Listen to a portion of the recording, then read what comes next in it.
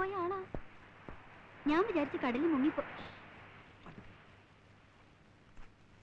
നീ ഇതോടെ സൂക്ഷിക്കണം, ആരെയും കാണിക്കരുത്. ഞാൻ വരും.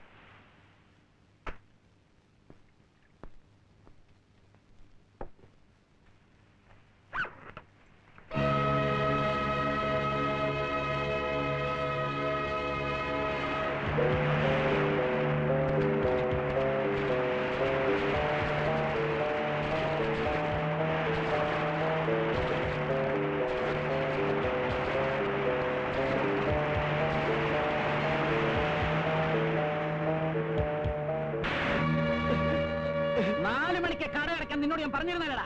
എന്നിട്ടും കണ്ടവരെ കൊണ്ട് കൊള്ളയടിപ്പിക്കാൻ നീ. ഇല്ല മുതലാളി, പുറത്ത് വെച്ചിരുന്ന 3-4 കുപ്പികളെ അവന്മാർ കൊണ്ടുപോയുള്ളൂ. ലൂട്ട് ചെയ്യാൻ വന്നവരെ ഞങ്ങൾ തല്ലി ഓടിച്ചിട്ടുണ്ട്. പെട്ടെന്ന് ഈ കുപ്പികളൊക്കെ സ്റ്റോറിലേക്ക് എടുത്ത് മാറ്റണം. ശരി സാർ. വ്യാപാരി വ്യവസായി സംഘടന അടിയന്തര യോഗം കൂടി നഷ്ടപരിഹാരം ചോദിച്ചിട്ടുണ്ട് സർക്കാരിനോട്. കുറെ കാലു കുപ്പികളൊക്കെ തല്ലിപ്പൊട്ടിച്ചിവിടെ അവന്മാരെ കാണട്ടെ. മനസ്സിലായോ?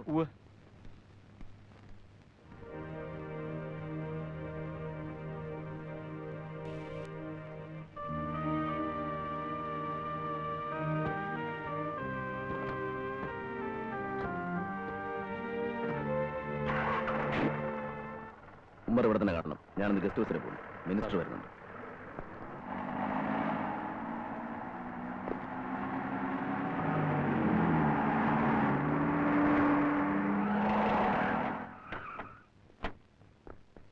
നമസ്കാരം സാർ. നമസ്കാരം. വീണ്ടും ഒരു ലഹള പൊട്ടിപ്പുറപ്പെടുന്നതിനെതിരെ സർക്കാർ വല്ല മുൻകരുതലും എടുത്തിട്ടുണ്ടോ? കൂടുതൽ പോലീസ് ഫോഴ്സിനെ വരുത്തിയിട്ടുണ്ട്. ഇപ്പൊ സ്ഥിതി നിയന്ത്രണ വിധേയവുമാണ്. ഈ അക്രമത്തിന്റെയും വെടിവെപ്പിന്റെയും പേരിൽ സർക്കാർ രാജിവെക്കുമോ? അത് പള്ളിയിൽ പോയി പറഞ്ഞാൽ മതി. അക്രമത്തിന് ഇരയായവർക്കും അവരുടെ കുടുംബാംഗങ്ങൾക്കും നഷ്ടപരിഹാരം വല്ലതും കൊടുക്കുമോ? തീർച്ചയായും പരിഗണിക്കും. സമാധാനപരമായി പ്രകടനം നടത്തിയവരെ പോലീസ് വെടിവെച്ചോന്ന് അന്വേഷിക്കുമോ? അന്വേഷിക്കും. ജുഡീഷ്യൽ അന്വേഷണമാണ് ഉദ്ദേശിക്കുന്നത്. പോലീസിന്റെ നിർത്തോ. ഞാൻ ആദ്യം അന്വേഷിക്കട്ടെ എന്ത് വാഴ്ചയാണെന്ന്. മാറല്ലേ? മറികെ.